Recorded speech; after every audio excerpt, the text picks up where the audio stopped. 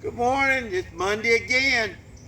Monday rolls around faster and faster. So, like I always say, make Monday the best day of the week, and it'll keep you positive for the rest of the week. So, kind of rainy and cloudy again this morning. Cold. It says that my joints bad, but that's all right.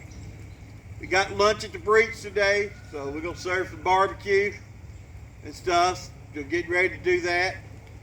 Only birthday I got today is Lori McGovern.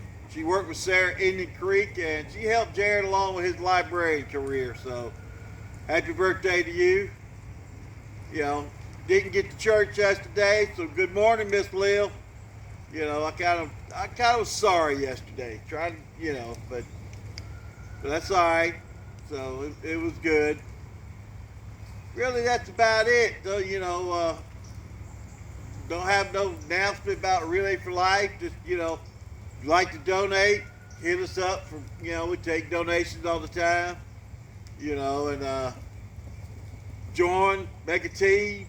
If you're a survivor, go online and, get registered and everything. So let's see, that's just about it today. I ain't got much to talk about.